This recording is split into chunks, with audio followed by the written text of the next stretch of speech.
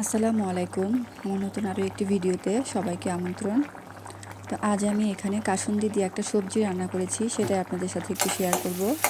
আসলে গরমে তো মাছ মাংস খেতে সবসময় ভালো লাগতেছে না, যার কারণে ভাবলাম একটু সবজি রান্না করি, তাও আবার নিরামিষ, যেটাতে আমি কোনো ধরনের কোনো মাছ ব্যবহার করিনি। তো এই জন্য আমি একটি কড়াইয়ে পেঁয়াজ কাঁচামরিচ দিয়ে এর মধ্যে হলুদ গুঁড়া, মরিচ গুঁড়া আর লবণ, জিরা গুঁড়া, মানে যে মশলাগুলো রেগুলার ব্যবহার করি সেগুলো দিয়ে মশলাটাকে একটু কষিয়ে নিব। মশলা কষানো হয়ে গেলে আমি এর মধ্যে সবজিগুলো দিয়ে দিব। তো সবজিগুলোকে আমি আগে থেকে কেটে কুটে রেডি করে রেখেছি। তো এখানে আমি নিয়েছি ঢেঁড়স আর ডাঁটা, আমি চিকন চিকন করে ডাঁটাগুলোকে কেটে নিয়েছি। আর নিয়েছি সজনে আর আলু। তো আলু আর ডাঁটাটা আমি আগে মশলার মধ্যে দিয়ে দিব, কারণ এই দুটো সবজি একটু শক্ত হয়, এগুলো একটু কষানোর দরকার হয়, যার কারণে আমি এই দুটো আগে দিয়ে দিলাম। এবার আমি খুব ভালোভাবে এটাকে কষিয়ে নিব।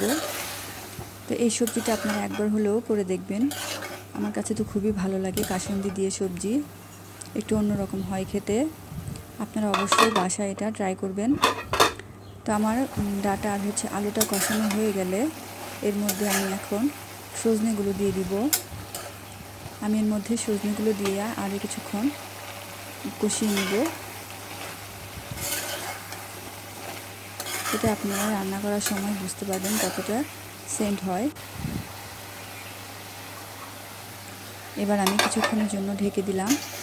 তো এটাও আমার কষানো হয়ে গেছে। তো এই পর্যায়ে আমি ঢেঁড়সগুলো দিয়ে দিব।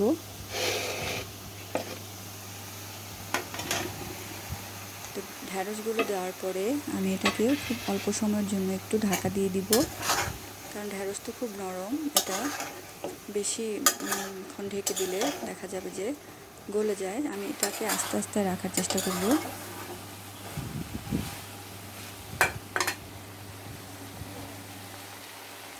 তো এই পর্যায়ে আমি পানি দিয়ে দিব। কষানো হয়ে গেলে পরিমাণ মতো পানি দিয়ে আমি আর কিছুক্ষণের জন্য ঢেকে দিব। তো কাসুন্দিতে আমি ব্যবহার করব নামানোর আগে। সবজিটা পুরোপুরি সিদ্ধ হয়ে গেলে আমি এর মধ্যে কাসুন্দিটা দেব, না হলে ভালো লাগবে না, কাসুন্দির গন্ধটা চলে যাবে। তো দেখেন আমার সবজিটা পুরোপুরি সেদ্ধ হয়ে গেছে। এবার আমি এর মধ্যে বাজার থেকে কেনা কাসুন্দিটাই দিয়ে দিচ্ছি। এখানে আমি 2 টেবিল চামচ পরিমাণ কাসুন্দি দিলাম।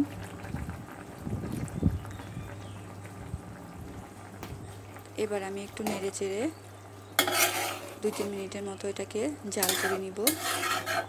তো আপনারা এই সবজিটা করে দেখবেন, অবশ্যই আপনারা এটা পছন্দ করবেন আমার মনে হয়। আমাদের কাছে তো খুবই ভালো লাগে গরমের ভিতর বিশেষ করে। তো ভালো থাকবেন সবাই, আজ এই পর্যন্তই। আল্লাহ হাফেজ।